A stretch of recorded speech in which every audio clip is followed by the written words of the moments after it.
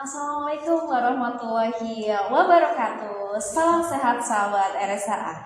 Selamat sore, apa kabar sahabat RSA yang ada di rumah? Pasti baik ya. Oke, dan semoga selalu baik ya. Selamat bergabung di live streaming Rumah Sakit Hasyim Asyari. Bertemu kembali dalam acara RSA Menyapa dengan wajah baru dan ilmu baru. Pada segmen kali ini, saya Mayan Kardin Syarifin akan menemani sahabat RSA yang ada di rumah dan dimanapun Anda berada selama 1 jam ke depan dengan tema persalinan normal atau sesar. Mana yang lebih baik? Oke, sebelum membahas tema tersebut, di Rumah Sakit Hasyim Asyari melayani IGD 24 jam Poli MCU di setiap hari Senin sampai Sabtu pada pukul 7 sampai 8 malam. Kemudian ada yang namanya RSA Point. RSA Point itu untuk tempat ngobrol asik, nongki-nongki, ngopi sambil wifi-an gitu. Jadi jangan ragu untuk datang ke Rumah Sakit Hasyim Asyari karena apa? Kita di sini sarannya sudah lumayan lengkap seperti itu ya. Sudah ada playgroundnya juga sudah ada. Jadi yang bawa anak kecil nggak usah ragu lagi. Takut anaknya nanti rewel, ajak ke playground. Kita gratis ya playgroundnya. Oke. Dan untuk sahabat RSA, jangan lupa terus ikuti kami di sosmed di Instagram dan TikTok di @rs_hasyim_asyari. Untuk di Facebook di Rumah Sakit Hasyim Asyari dan jangan lupa subscribe YouTube kami di @rs_hasyim_asyari 1. Dan ada hotline Rumah Sakit Hasyim Asyari 24 jam di nomor 08222 434 4438. Dan di Rumah Sakit Hasyim Asyari juga melayani pasien umum, pasien BPJS Ketenagakerjaan, pasien BPJS Kesehatan, Jasara Harja, dompet duafa dan asuransi lainnya. Dan di dalam acara RSA Menyapa ini ada giveaway-nya. Untuk persyaratannya cukup mudah. Cukup follow semua akun sosmed kami yang saya sebutkan tadi dan tulis pertanyaan yang paling keren TOP BGT ya teman-teman. Jadi nanti ada 2 pemenang giveaway yang akan kami umumkan di Instastory kami. Dapat giveaway-nya, dapat ilmunya. Oke, sudah ada di samping saya narasumber yang sangat luar biasa sekali. Beliau adalah salah satu dokter spesialis obgyn di Rumah Sakit Hasyim Asyari. Langsung saja kita sapa. Halo dokter, assalamualaikum. Waalaikumsalam. Baik dokter, kabarnya? Alhamdulillah baik. Dokter mohon maaf sebelumnya bisa memperkenalkan diri ke sahabat RSA yang ada di rumah? Ya, assalamualaikum sahabat RSA. Saya Dr. Ruli Junaidi Bahar atau biasanya dipanggil dengan Dr. Junai. Saya bekerja di Rumah Sakit Hasyim Asyari di bagian obstetrik dan ginekologi bagian kandungan. Seperti itu ya. Baik, ini saya panggilnya Dr. Zuna aja ya. Iya. Siap Dr. Zuna. Oke. Nah, tema kali ini sangat menarik dokter, yaitu persalinan normal atau sesar. Mana sih yang lebih baik? Mungkin dari dokter sendiri bisa menjelaskan ke sahabat RSA yang ada di rumah? Untuk masalah yang lebih baik harusnya kita telah dulu ya, apa itu persalinan normal, apa itu persalinan tidak normal. Jadi persalinan normal adalah persalinan lewat jalan lahir ya. Jadi persalinan yang lewat jalan lahir dengan kekuatan ibu sendiri dengan berat bayi antara 2.500 sampai 4.000 gram, janin 1 dan letak kepala ya, dan berlangsung kurang dari 18 jam. Itu definisi dari persalinan normal. Kalau sesar dokter? Kalau sesar itu tindakan operasi pembedahan ya. Jadi proses pengeluaran hasil konsepsi janin ya dari tindakan operasi melalui irisan ya, irisan dari perut ataupun dinding rahim. Tujuannya sama ya, untuk mengeluarkan dari janinnya itu tadi ya dokter. Oke. Nah dokter, apa sih untuk kelebihan dan kelemahan masing-masing persalinan tadi? Kan ada persalinan normal dan persalinan sesar dokter. Barangkali dokter bisa menjelaskan ke sahabat RSA? Jadi setiap tindakan operasi atau persalinan normal semua itu ada keuntungan dan kekurangannya Ya, masing-masing kelebihan dan ya. kekurangan. Kelebihan dan masing-masing ya. Jadi untuk persalinan normal kelebihannya yaitu satu dari segi waktu ya, dari segi waktu itu untuk proses penyembuhan itu lebih cepat. Oh, jadi Dapat, kesembuhannya si ibu lebih cepat gitu ya dokter ya? lebih cepat daripada kalau operasi Oh, bedah sesar seperti ya. itu. Jadi kalau operasi persalinan normal mungkin sehari 2 hari pasien sudah bisa mobilisasi lalu pulang ya. Kalau operasi bedah sesar mungkin kan ada dilakukan tindakan insisi ya, insisi itu irisan pada perut maupun dinding rahim sehingga menyebabkan proses pemulihannya itu bertahap ya. Jadi mungkin 2-3 hari dulu sampai di rumah dan proses penyembuhannya itu lama kalau untuk operasi bedah sesar. Sampai berapa lama dokter? Paling lama? Untuk penyembuhan Kisaran biasanya berapa? 2-3 bulan. Oh, lama sekali ya 2-3 dokter bulan, ya. tapi sebenarnya 1 minggu pasien sudah boleh jalan. Tapi untuk penyembuhan di dalamnya Luka itu yang di luka dalam itu tadi itu. agak lama dibandingkan daripada kalau operasi persalinan Persalinan normal. normal. Oh, seperti itu. Terus kemudian kelebihannya lagi kalau operasi persalinan normal masalah tentang biaya. Jadi biayanya pun lebih murah. Lebih murah. Lebih terjangkau daripada yang gitu. operasi bedah sesar ya. Terus kemudian banyak lagi dari segi mungkin dari segi biaya tadi sudah lebih murah, terus kemudian dari segi waktu sudah, kemudian dari segi psikologi ya. Jadi kalau pasien dengan operasi normal hubungan psikologi antara ibu dan bayi akan lebih dekat, Lebih erat gitu lebih erat ya. Jadi karena ada proses pengeluaran bayi dari janin lahir sehingga prosesnya itu setelah lahir langsung si bayi bisa langsung menetek inisiasi dini pada ibunya. Jadi kedekatan emosionalnya lebih dapat gitu dapat ya. Persalinan bedah sesar. Kalau bedah sesar kan harus menunggu dulu pasien ibunya baik, dari recovery room udah baik, baru nanti diperbolehkan untuk bertemu. Oh gitu. Untuk prosesnya di recovery room itu berapa lama dokter? Biasanya antara kurang lebih 2 jam ya. 2 jam ya. Oh berarti setelah selesai operasi nunggu 2 jam dulu baru bisa untuk menyusui si buah hati ya dokter ya. Iya. Seperti itu. Karena kan operasi bedah sesar kan ada anestesi ya, dia pembiusan. Nah itu biar tidak terjadi efek dari pembiusan itu makanya ditunggu dulu kurang lebih 2 jaman itu biar dia bisa menyusui. Oke. Dokter, di Rumah Sakit Hasyim Asyari ini bisa nggak sih menerima persalinan normal dan sesar? Oh bisa semua di sini. Bisa semua ya. Bisa semua. Tuh sahabat RSA, makanya jangan ragu untuk memeriksakan kesehatan Anda di Rumah Sakit Hasyim Asyari. Nah kalau boleh tahu Dokter Zuna ini prakteknya hari apa aja? Kalau saya praktek di sini setiap Senin sampai Sabtu ya, pagi. Jumatnya yang sore. Oh gitu. Jadi Senin sampai Sabtu itu pagi, kecuali Jumatnya yang sore, gitu ya dokter. Oke. Jangan lupa ya sahabat RSA bisa dicatat atau terus ikuti di sosmed kami karena ada di Instagram kami dan TikTok kami di @rs.hasyimasyari, di Facebook kami Rumah Sakit Hasyim Asyari dan YouTube kami @rs_hasyimasyari 1. Oke, biar tidak ketinggalan info seputar kesehatan dan lainnya. Oke, lanjut dokter. Untuk faktor-faktor yang mempengaruhi pemilihan metode persalinan tersebut dokter, pasti dok barangkali ada faktor medis kah atau keinginan kah atau gimana dokter, bisa dijelaskan? Iya ya, jadi untuk kapan kita dokter itu memilih kapan pasien itu harus normal, kapan pasien itu harus operasi bedah sesar, itu ada faktor-faktornya ya. Jadi ada faktor, kalau kita dari bidang obgyn itu mulainya dari faktor indikasi obstetri ya.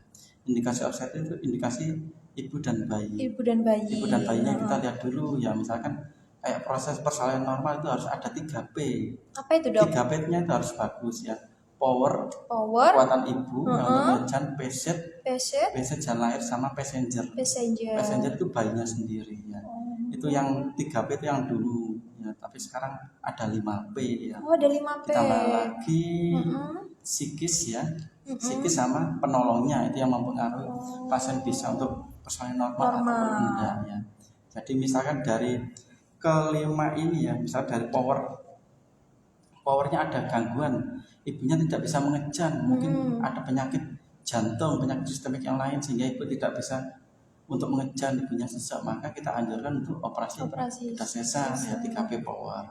Kemudian passage ya, dari jalan lahirnya ya, jalan lahirnya misalkan ada sesuatu ya, jadi jalan lahir itu dibedakan jadi dua. Apa aja itu dokter? Jalan lahir lunak dan keras ya. Jalan lunak itu yaitu otot-ototnya dan ligamen penyangga di dasar panggulnya. Terus kemudian yang jalan keras itu yang panggulnya sendiri. Oh, panggulnya sempit gitu dokter? Kalau panggulnya sempit ya otomatis tidak bisa secara pervaginam. Ya makanya nanti itu diperiksa dulu sama dokternya apakah ini bisa memenuhi untuk persalinan normal apa enggak. Jadi dilakukan pemeriksaan dalam. Ya. Terus yang ketiga yang tadi passenger ya, janin itu sendiri ya, misalkan janinnya besar ya, dikatakan besar itu bisa lebih dari 4.000 yang 4 kilo, 4 kilo artinya istilahnya makrosomia ya, jadi kemungkinan nanti terjadi hambatan saat dia masuk ke jalan lahir ya, sehingga maka ada indikasi untuk dilakukan operasi. Terus kemudian posisi ya, jadi dari bayinya sendiri itu ada posisinya ya. Kalau misal posisi lintang kan nggak mungkin ya dilakukan persalinan normal. Ya, jadi otomatis ya harus dilakukan tindakan operasi. Karena jalan lahirnya pasti sempit dan dia nggak bisa turun ke bawah ya. Ataupun mungkin satu ada yang mengganggu ya. Misalkan janinnya itu dua ya, gemeli ya. Gemeli itu pun juga sebenarnya bisa normal bisa enggak, tergantung dari posisi janin yang pertama ya. Kalau misalnya posisi janin pertama posisi kepala, kemungkinan bisa untuk dilakukan persalinan vaginal ya. Kalau bayi yang pertama posisinya bukan kepala ya, otomatis dilakukan tindakan operasi bedah sesar. Terus kemudian yang keempat tadi yang psikis. Psikis misalkan si ibu hamil anak pertama, kebanyakan kan terpengaruh sama tetangganya atau lihat-lihat di YouTube.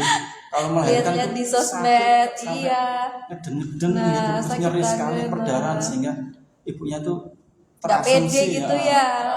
Aku nanti kalau aku persalinan ngeden-ngeden terus kemudian berdarah sakit gimana ya. Akhirnya waktu crowning atau waktu pembukaan ibunya itu nggak mau membuka. Jadi nggak mau membuka, terus akhirnya dia menahan rasa sakitnya itu, akhirnya tidak terjadi persalinan. Dikatakan persalinan partus tak maju ya, jadi karena ibunya nggak mau membuka jalan lahirnya karena takut nyeri ya, betul ya.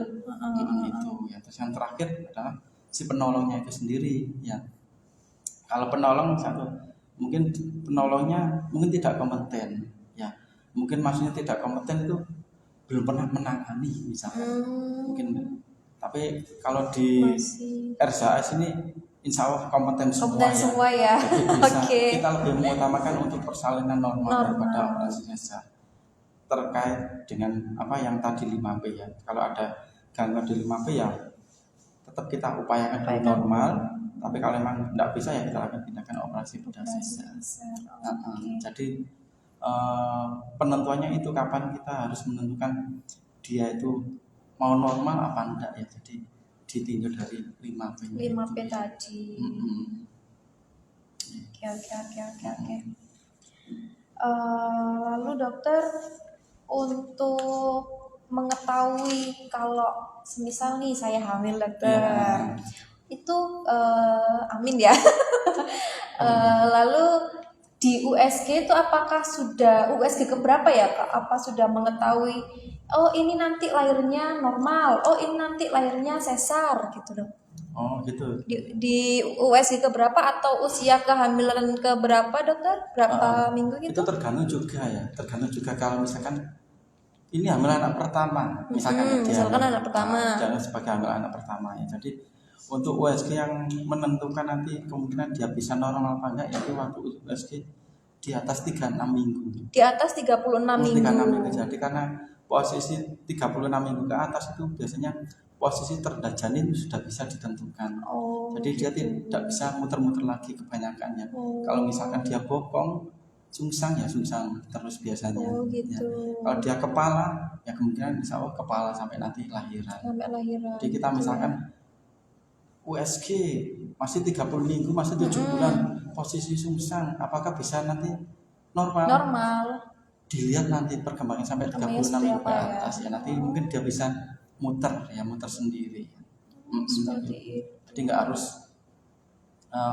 waduh 30 minggu posisi sungsang ini harus operasi. Operasi enggak. nanti malah ibunya juga bingung gitu ya, jadi khawatir, kita, takut. khawatir. Jadi nanti biasanya kalau ibunya masih tetap pengen normal ya misalkan, tapi pada waktu 36 minggu posisinya nggak normal misal sungsang, kita coba ada upaya lain ya. Jadi mungkin ibunya di waktu sholat ya, kalau misalnya agamanya Islam, sholat sujudnya diperlama ya, bukan diperbanyak ya, nanti sholatnya sujudnya berapa kali? Jadi sujudnya diperlama. Diperlama gitu ya, Dok. Misalkan yang biasanya sujud 1 menit dicoba 5 menit, nah gitu ya.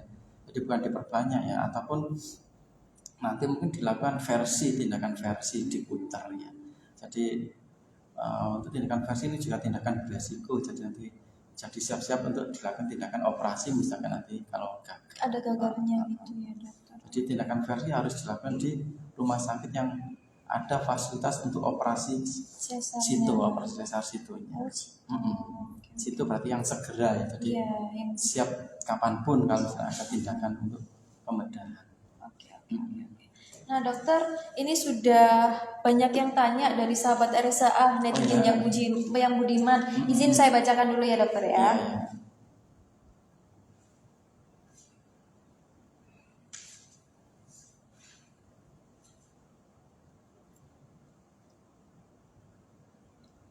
Dari yang pertama dari Kak Putri Sarifiana. Halo Kak Putri Sarifiana. Halo dokter, mau tanya, untuk operasi sesar itu bisa dilakukan maksimal berapa kali untuk ibu tersebut? Kan biasanya ada yang ingin anak perempuan atau laki-laki sampai mendapatkan yang dia mau.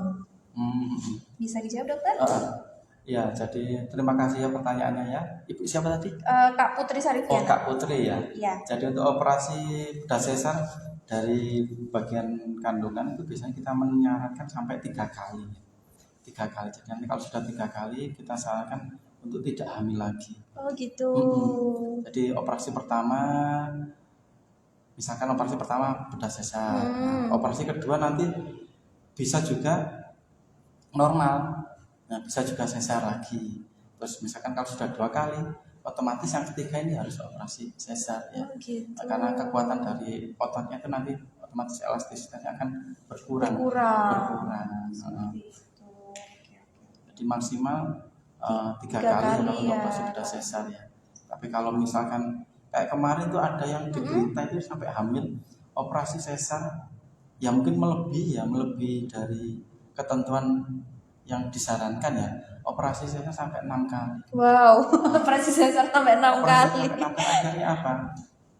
Itu terjadi komplikasi ya, yang ditakutkan yaitu komplikasi yaitu plasenta akreta ya. Jadi plasentanya itu nembus sampai ke dinding rahim.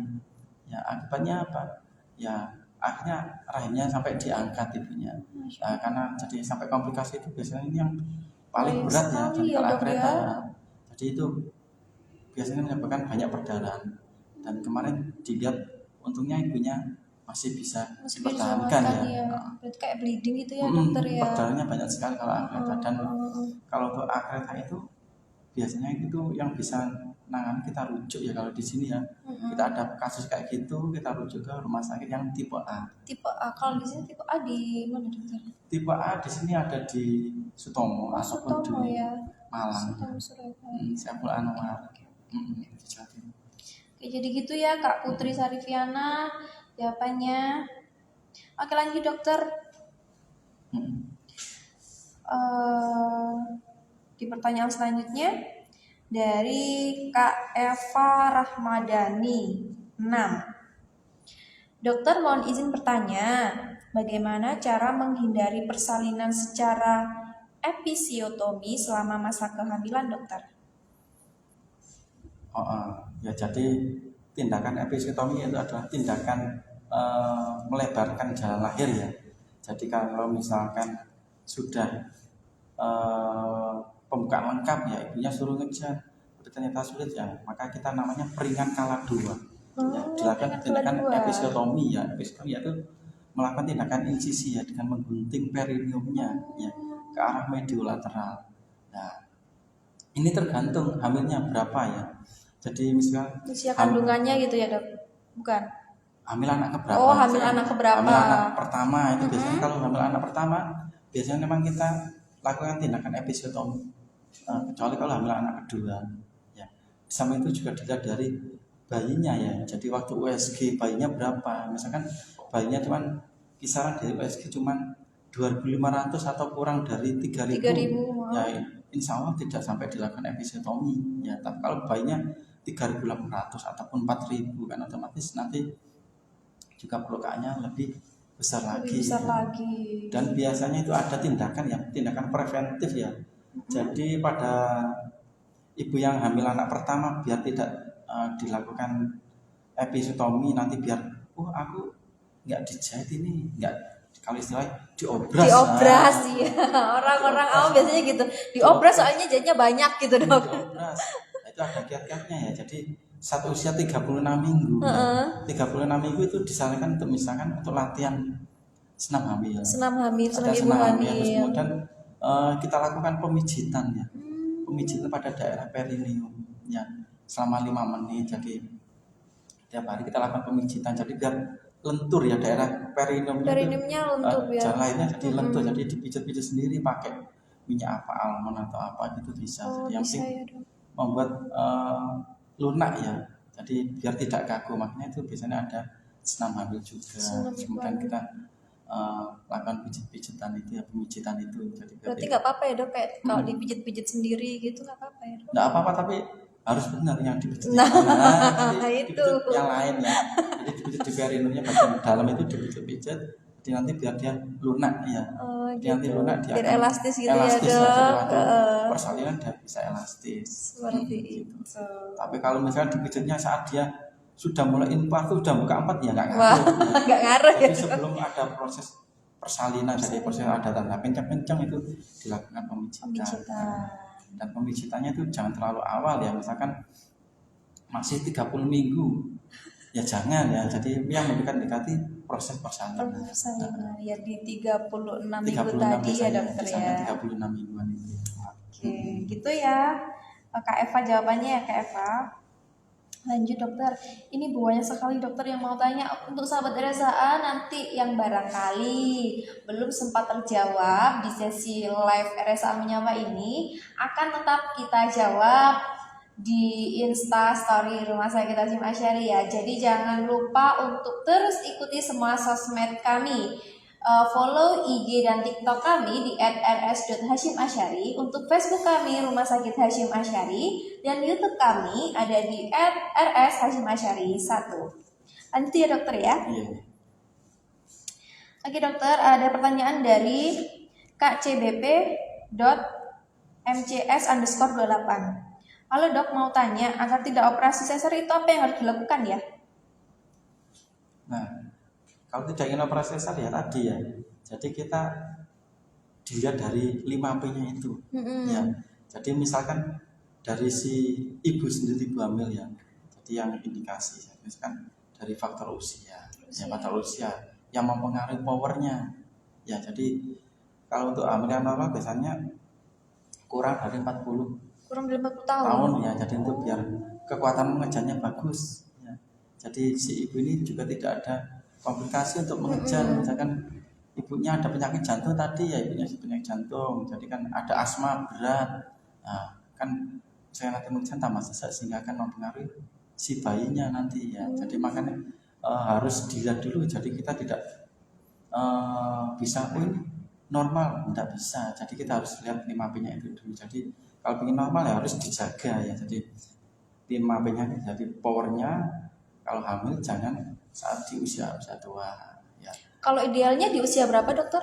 Usianya idealnya ya usia yang dikatakan resiko tinggi aja. Jadi yang penting tidak di resiko tinggi. Resiko tinggi itu hamil di usia kurang dari 19 tahun atau di atas 35 tahun.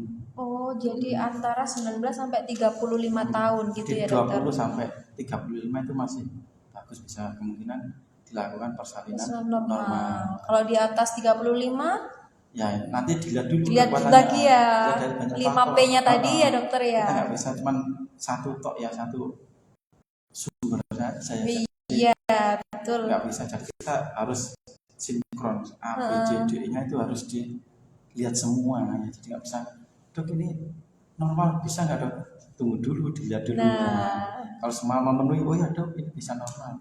Jalan lahirnya bagus, ternyata saat kontrol berat janinnya normal terus, di angka kurvanya itu stabil terus, tidak melebihi ya. Jadi kemungkinan bisa normal ya. Ternyata posisinya pun juga bagus ya, bisa normal ya. Dan ibunya pun mungkin fisiknya bagus, batinnya bagus, dukungan sosialnya bagus ya, mungkin juga bisa normal juga ya. Jadi harus dilihat semuanya ya, nggak bisa cuma dari satu sisi. satu sisi aja. Oke.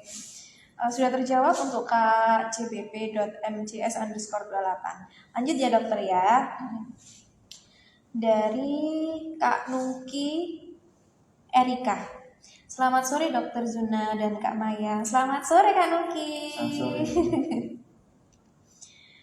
Dok, sesar itu kan ada yang langsung sembuh kalau nggak salah, sesar erat.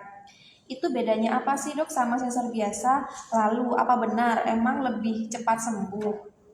Bisa dijawab kan?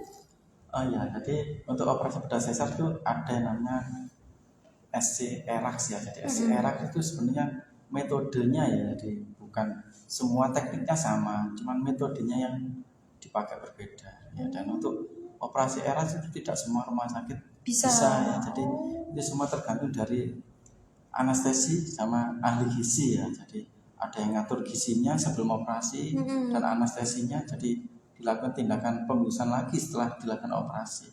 Nah, jadi biasanya kalau operasi ERAX itu bisa pulang 1 kali 24 jam. Bisa langsung pulang berarti ya dok ya?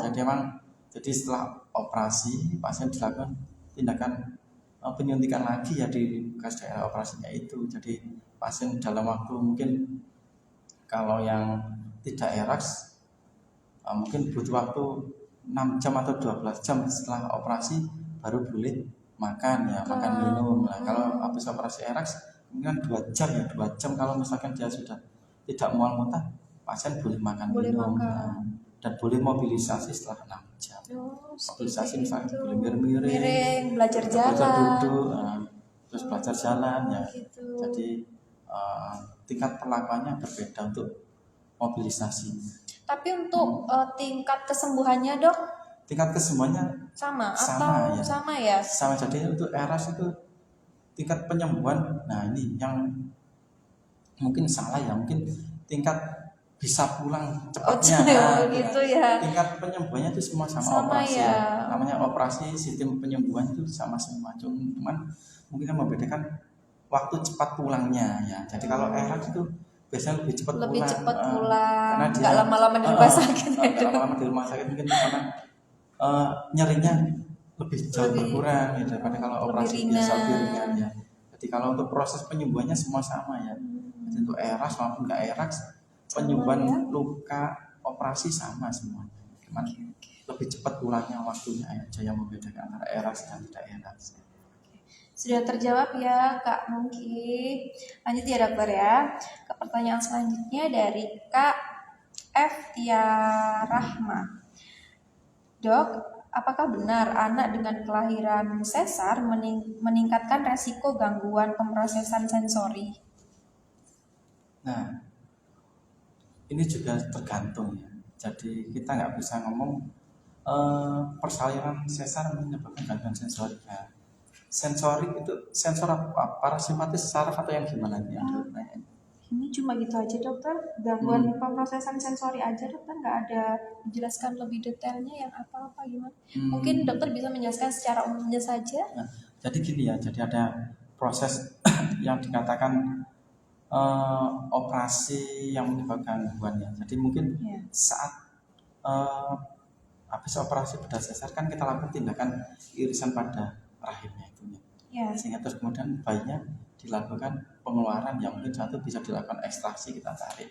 Nah, mungkin satu ada yang bayinya besar sekali sehingga mungkin irisannya terlalu kecil, Lebar, terlalu kurang kecil, lebar ya. kurang lebar, akhirnya Heeh. kemudian bayinya ditarik, nah, sehingga akan menyebabkan gangguan sensor ya, mungkin biasanya akan menyebabkan gangguan di lengannya.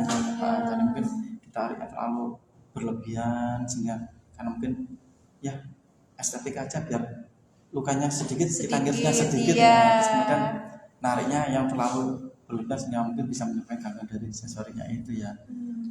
Meskipun operasi normal pun juga bisa ya, normal pun juga bisa terjadi gangguan kayak gitu kalau misalkan semua itu tergantung dari penolong. Penolongnya ya. Kalau penolongnya bagus, kompeten, tahu cara-cara langkah persalinan pun, ya untuk persalinan apapun bisa ya. minimalisir ya komplikasi dari itu ya. Jadi tidak semuanya operasi sesar menyebabkan gangguan neurologi atau sensori gitu ya. Jadi malah sebenarnya operasi bedah sesar itu operasi yang ditujukan untuk mengurangi resiko ya, resiko dari persalinan normal ya, karena kita lakukan dengan irisan di rahimnya itu dan kita melakukan pengeluaran secara gentle dan pelan, kita tarik pelan kemudian bayi lahir. Kalau persalinan normal kan ibunya suruh ngejan dulu terus kepala harus melewati panggul. Otomatis kepalanya juga kena jalan kerasnya tadi itu, kena panggul akhirnya melukisir terus keluar. Itu juga bisa mengalami pelukaan, makanya untuk memperingan ya mungkin ibunya kalau nggak betah sakit atau ada panggul sempit maka dilakukan tindakan operasi bedah sesar. Jadi tujuannya operasi bedah sesar adalah mengurangi komplikasi yang tidak bisa dilakukan di operasi di persalinan normal. Ya. Jadi kalau sampai ada komplikasi ya mungkin sebelumnya sudah terdeteksi, sudah ada indikasinya ya indikasinya, oh mungkin nanti waktu di USG kok tangannya kayak gini miring, nah itu gara-gara operasi sesar jadi enggak ya, jadi kita lihat dulu semuanya, nggak bisa dari satu sisi saja. Gitu ya Kak, siapa tadi? Kak Eftia Rahma. Lanjut ya dokter ke pertanyaan ini, masih banyak sekali. Banyak sekali pertanyaannya. Iya, ini dari netizen yang budiman, netizennya RSA, sahabat-sahabat RSA yang sangat luar biasa ini sekali dokter. Oke, lanjut dari Kak Ijen Graka. Assalamualaikum dokter, izin tanya, apa yang harus dilakukan kalau ingin persalinan normal tanpa robekan dok? Nah tadi udah dijelaskan ya. Iya tadi udah dijelaskan. Mungkin tadi Kak Ijen ini masih ke kamar mandi atau gimana gitu dokter. Bisa dijelaskan kembali mungkin dokter. Sudah dijelaskan ya, jadi dilakukan jadi saat usia kehamilan 3 bulan dan tergantung ini kehamilan keberapa ya. Kalau kehamilan pertama biasanya kalau memang dilakukan episiotomi ya, karena tergantung juga dari bayinya, ukuran bayinya besar apa enggaknya. Terus kemudian kita bisa lakukan pemijitan ya, kita dilakukan senam tadi, ya, pemijitan pada usia kehamilan 36 minggu ke atas itu ya, sebelum terjadi proses persalinan. Itu aja sama seperti yang tadi. Itu ya Kak Ijen ya. Lanjut ya dokter, di pertanyaan selanjutnya dari Kak Musinta. Selamat sore Dokter Zuna dan VJ Mayang. Halo, selamat sore Kak Musinta. Dok, dalam masa kehamilan sebaiknya melakukan USG berapa kali? Apakah perlu setiap bulan atau cukup 1 kali saja saat usia kehamilan 7 bulan dok? Terima kasih. Jadi untuk pemeriksaan USG ya, jadi itu yang kita lakukan namanya ANC ya, antenatal care ya. Jadi dari literatur ya, jadi kita ANC itu minimal 6 kali ya. 6 kali ya dok ya. 1 kali di trimester pertama, 2 kali di trimester kedua, dan 3 kali di trimester ketiga. Ya. Jadi baiknya ya sebenarnya nggak ada yang harus, nggak ada patokannya gitu ya dok ya. Ya mungkin minimal itu ya tadi ya 6 kali ya. Jadi mungkin yang paling penting ya waktu USG trimester pertama itu. Ya. Itu yang paling penting malah dok ya. Yang paling ada tuh USG trimester pertama ya. Kenapa gitu. Dok? Jadi mungkin di sini ya. Jadi ditakutkan kalau misalkan ibunya lupa HBHT-nya. Jadi misalkan ditanyakan kadang pasien kontrol datang, Bu, mensnya terakhir kapan? Waduh dok, lupa dok, kayaknya pertengahan Januari lah. Kita kan nggak bisa pertengahan Januari itu yang kapan? Tanggal 15 atau tanggal 18? Masih tengah-tengah ya dok. Jadi alangkah baiknya jangan USG trimester pertama, karena trimester pertama itu bisa untuk menentukan usia kehamilan paling akurat ya. Oh. Selisihnya itu kurang lebih 5 hari ya, 5 hari sampai 7 hari kalau USG trimester pertama. Jadi lebih akurat ya untuk menentukan HPL-nya dan usia kehamilannya baiknya itu ya. Untuk pada kasus-kasus kalau ibu lupa HPHT-nya. Nah, di lain itu yang pertama juga bisa untuk identifikasi misalkan ada kelainan yang kita katakan adalah kelainan misalkan dok ini ada kelainan misalkan yang kita misalkan Down syndrome ya, itu kita bisa evaluasi saat kehamilan trimester pertama ya. Berarti dari trimester pertama sudah bisa terdeteksi ya dok ya? Bisa terdeteksi. Nah, yang paling penting memang USG trimester pertama, dan baiknya USG trimester pertama itu kebanyakan yang dari sini ya, selama saya di RHA itu kebanyakan itu pasien itu malah USG ke dokter kandungan itu saat usianya sudah mau lahiran. Sudah usia tua gitu ya usia dok tua, ya? Jadi misalnya usia 35, 36. Terus untuk cari tahu, dok adakah kelainan? Nah itu kalau udah kayak gitu udah telat ya. Jadi bukan telat ya. Sudah kita nggak bisa ngapa-ngapain ya. Nah, jadi misalkan lo udah ada kelainan gitu ya udah kita ngapain lagi ya udah telat ya. Jadi kalau misalkan paling bagus ya kalau trimester pertama itu baiknya satu mungkin ada di vaskes ya, vaskes pertama ya. Terserah mau di puskesmas, ada fasilitas USG-nya yang klinik ataupun di bidan ya. Bidan kan juga ada USG juga ya, bisa di sana. Dan harus ada di SPOG minimal 1 kali. Ya 1 kali di SPOG ya. Jadi nanti di screening lagi. Benar enggak yang trimester 1 ada kelainan apa enggak? Soalnya kalau yang mungkin di puskesmas satu dia cuma menentukan itu aja ya, misalkan janinnya di mana, lokasinya di dalam atau di luar, hidup apa enggak ya, 1 atau 2 atau 3 atau berapa ya. Untuk kelainan kan mereka enggak diajarkan ya, jadi untuk screening kelainan mereka tidak diajarkan. Yang diajarkan hanya kemungkinan SPOG ya, dokter kandungan. Jadi mereka baiknya trimester 1 di dokter kandungan. Terus dok USG terus-terusan tiap bulan atau tiap minggu boleh nggak? Nggak masalah. Nggak masalah ya dok ya? Soalnya kan kita menggunakan frekuensi ultrasound ya, jadi untuk aman ya berarti dok?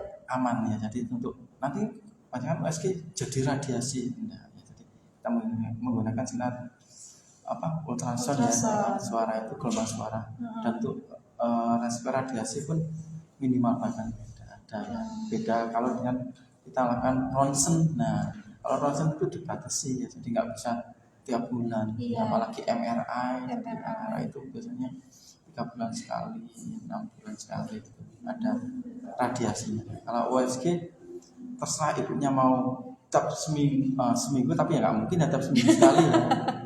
Buat apa ya mungkin sebulan sekali gitu ya dok ya. Nggak masalah. Jadi untuk pin kontrol perkembangannya bagaimana, seperti apa ya. Pokoknya minimal ya ANC sesuai dengan ANC ya. Sesuai dengan jadwal ANC-nya ya Kak Musinta ya. Oke, lanjut dokter di pertanyaan selanjutnya.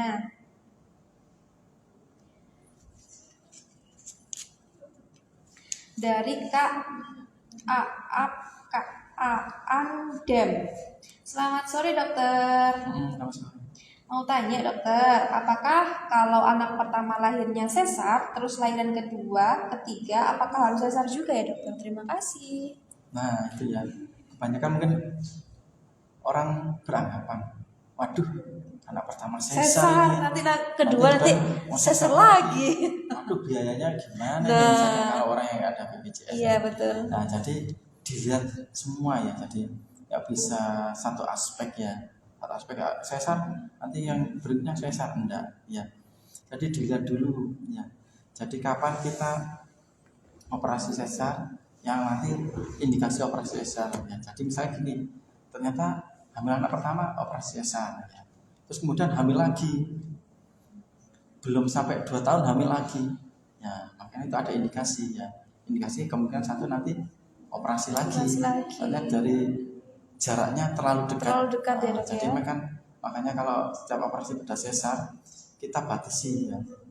Kita sarankan untuk ibunya memakai KB ya, minimal IUD ya. Jadi biar untuk menjarangkan ya, menunda anak yang kedua ya. Jadi biasanya kita menyarankan untuk hamil berikutnya minimal 2 tahun ya. Tapi sebenarnya literaturnya 18 bulan. Tapi kita biar orang awam gampang ngitungnya juga ya dok ya. 2 tahun saja nanti baru boleh hamil lagi ya. Biar apa? Penyatuan dari irisan diranya itu bisa benar-benar nyatu pulih ya. Hampir 100%, tapi nggak bisa 100% ya. Setiap tindakan yang kita lakukan nggak bisa kembali 100% ya. Jadi pasti ya paling dekat ya 98% kembali seperti semula ya.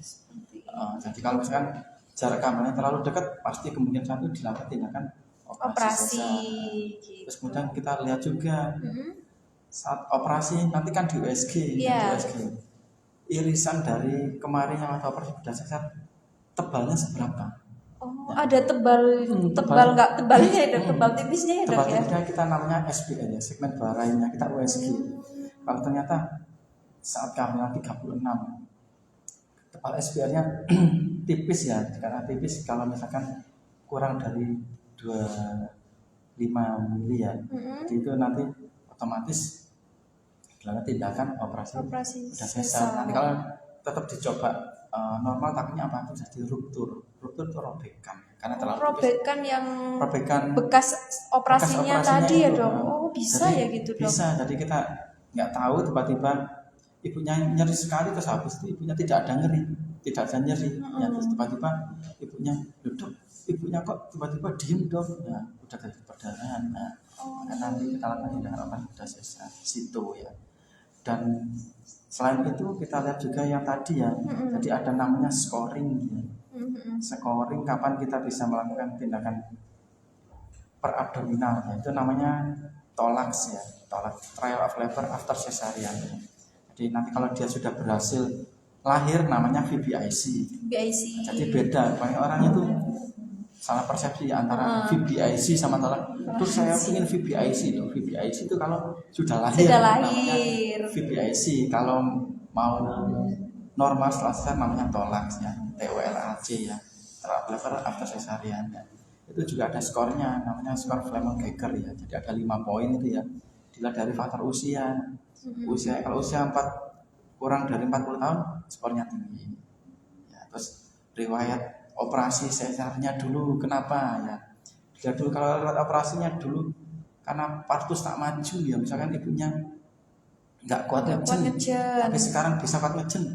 Ya beda lagi, kecuali kalau dulu operasi pertama karena panggul sempit, nah karena mungkin tinggi ibunya kurang dari 145 atau tingginya ibunya kecil, ya otomatis ya untuk dilakukan pervaginam juga nggak bisa.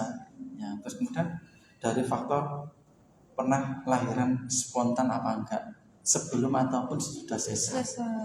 Ya misalkan gini, hamil pertama normal, hamil kedua sesar, terus hamil apa? Ketiga apakah bisa normal? Nah, karena dia sudah pernah hamil normal ya mungkin nanti skornya pun juga akan tinggi. Ya, terus kemudian penipisan, ya, penipisan dari serviknya. Kalau penipisan serviknya sudah tinggi, sudah hampir 100%, kemungkinan juga bisa menambah skornya itu ya. Jadi skornya semakin tinggi maka untuk persalinan normal pun juga semakin tinggi. Terus yang terakhir ada pembukaan. Ya, kalau pembukaannya sudah kalah aktif ya lebih dari 5, lebih dari 4 ya kemungkinan 1 bisa dilakukan tindakan operasi persalinan normal ya. Tapi dengan harus pengawasan ketat ya. Yang ditakutkan apa? Saat mungkin pasien sudah bekas operasi ya, misalnya anak pertama dulu operasi kemudian datang ke IGD ya, diperiksa ya, loh sudah pembukaan 5 ini ya udah persalinan normal aja bisa, tapi sambil kita evaluasi ya. Nanti kita harus evaluasi yang ditakutkan tadi ruptur itu ya. Kan kita dokter kan nggak sempat lakukan USG ya. Kalau misalkan sudah datang tiba-tiba sudah infartu ya, kita nggak sempat lakukan USG ya. Jadi kita harus benar-benar awasi ya, awasi tanda-tanda ruptur yang tadi itu ya.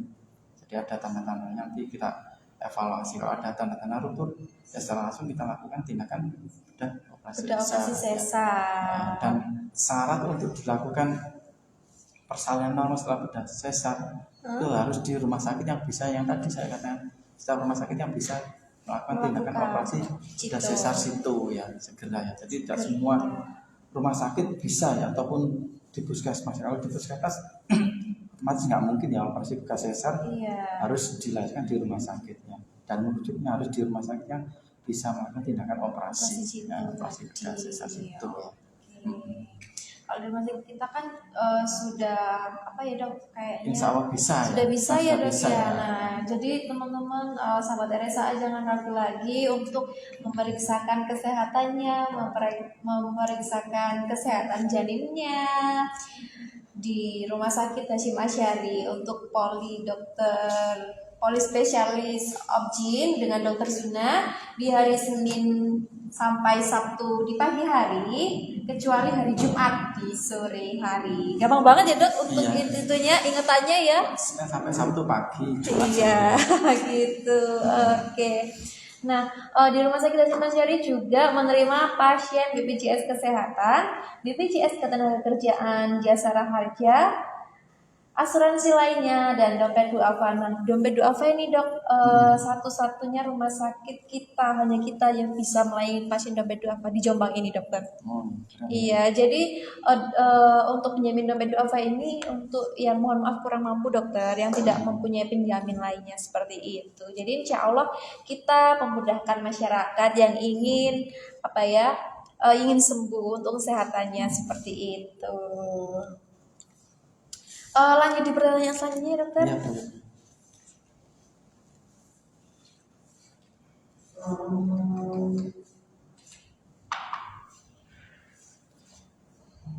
Dari Kak Danisa _0106. Selamat siang dok, mau bertanya, benarkah sesar yang kedua lebih sakit dari yang pertama?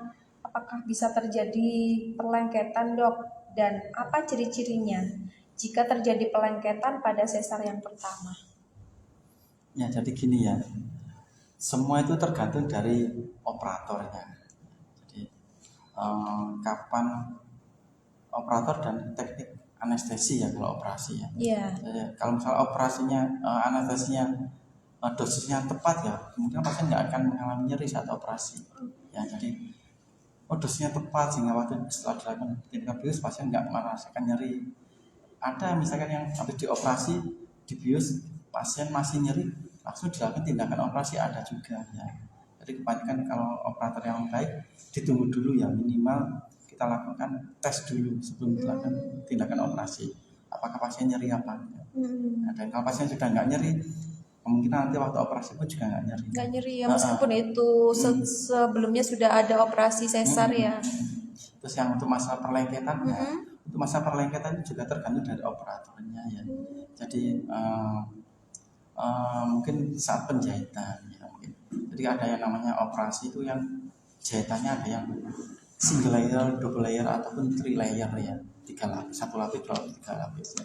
Semua itu tidak menjamin nanti kalau 1 lapis Nggak sakit, tidak perlengketan. perlengketan, 2 lapis, 3 lapis tidak perlengketan, enggak ya.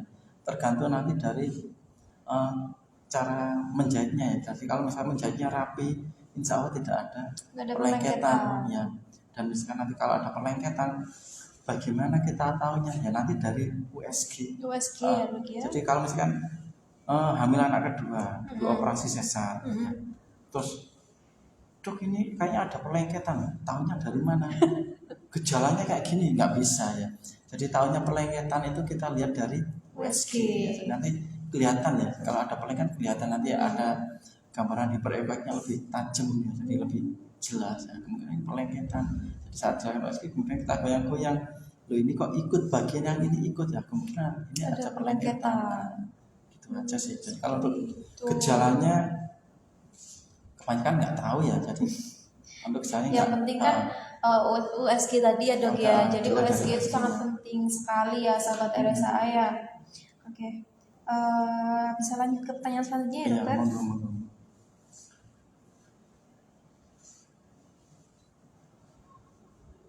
Dari Kak Mita Susanti.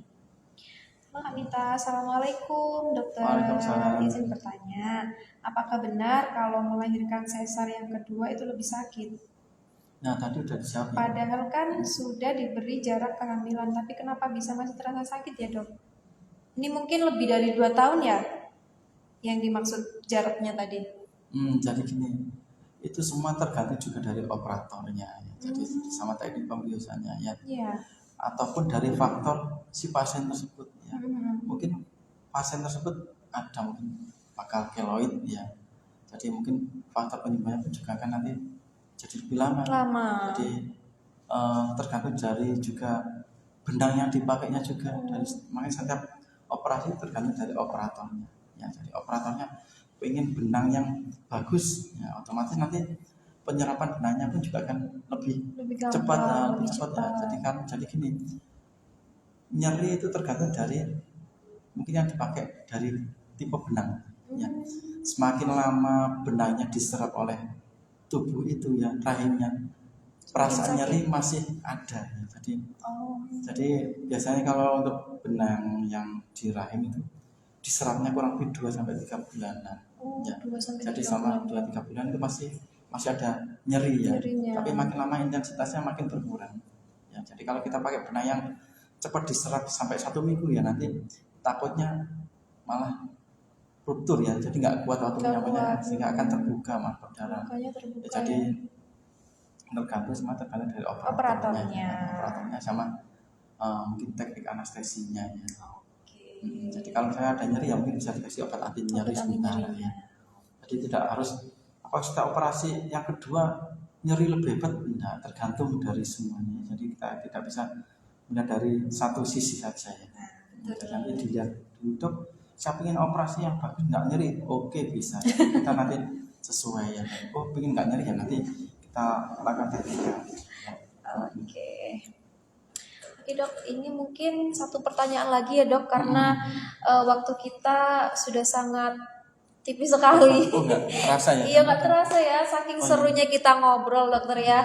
Jadi untuk sahabat RSAA yang pertanyaannya belum sempat kami jawab atau dijawab oleh dokter Zuna, nanti akan tetap dijawab di Insta Story. Jadi jangan lupa ikuti atau follow semua sosmed Rumah Sakit Hasyim Asyari. Untuk IG dan TikToknya di @rs.hasyim_asyari, untuk di Facebooknya di Rumah Sakit Hasyim Asyari, dan jangan lupa subscribe YouTube Rumah Sakit Hasyim Asyari di @rs_hasyim_asyari 1. Nah, di Rumah Sakit Hasyim Asyari juga nanti kalau melahirkan di Rumah Sakit Hasyim Asyari ada yang namanya foto baby gratis ya. Lalu ada juga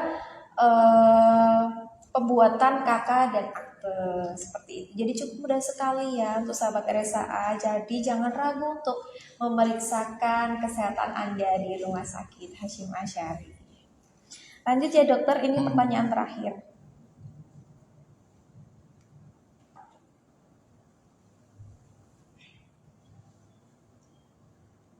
Dari Kak Kavin _Givari 19. Assalamualaikum dokter. Dok, SC1 air ketuban habis duluan, gak ada pembukaan hijau yang posisi bayi menutup jalan lahir, apa ini gimana maksudnya ya? Apa yang kedua juga SC dok? Dok, SC pertama air ketuban habis duluan, nggak ada pembukaan.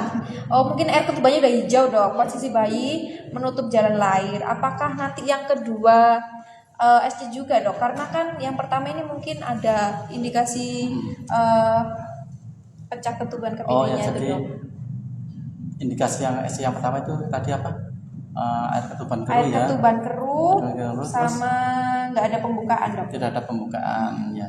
Jadi sebenarnya air ketuban keruh berarti itu sudah pecah ya? Iya, sudah pecah kayaknya dok. Mungkin saat itu dilakukan operasi jadi ada indikasinya ya. Jadi setiap dokter kandungan sebelum melakukan tindakan operasi pasti dilakukan namanya rekam jantung bayi. Ya. Jadi setiap pasien yang dengan ketuban pecah ya, dengan oligofrenian ataupun keruh, pasti pasiennya dilakukan namanya rekam jantung bayinya. Jadi untuk mengetahui kesadaran janin bayinya ya. Apakah bayi itu nanti kalau misalkan dilakukan induksi kuat apa enggak, maka dilakukan rekam jantung bayinya ya. Jadi karena kalau mekonium itu biasanya tanda-tanda bayi sudah mengalami hipoksia ya. Jadi bayi yang hipoksia itu kurang oksigen, Kurang ya, oksigen. kurang oksigen. Biasanya itu bayinya nanti akan mengeluarkan mekonium ya. Jadi karena dia hipoksia, kurang oksigen, maka bayi akan mengeluarkan mekonium. Itu cara-cara ciri-cirinya ya. Maka dilakukan tindakan NST ya, rekam jantung. Kalau misalkan rekam jantungnya ada indikasi, waduh nggak bagus ya, misalkan tidak baik, maka mungkin dokter itu menyarankan untuk operasi sudah sesar ya. Dan itu juga tergantung pertanyaan itu tadi juga masih belum lengkap juga ya. Dari faktor usianya, usia kehamilannya juga berapa minggu, terus posisinya gimana, kepala atau OB atau gimana ya. Jadi semua tergantung ya. Jadi kalau misalkan ketuban pecah tetapi keruh tapi sudah aktif ya, kemungkinan satu mungkin bisa dijebak normal. Nah, tapi kalau misalkan mungkin masih belum ada pembukaan terus kemudian ketubannya keruh, bagaimana kita tahu ya ketubannya keruh, belum ada pembukaan ya, makanya itu ya. Jadi mungkin satu sudah ada pembukaan tapi mungkin dilakukan rekam jantungnya jelek, makanya dilakukan tindakan operasi sesar. Nah, kalau ada kasus kayak gini, apakah yang kedua nanti juga sesar?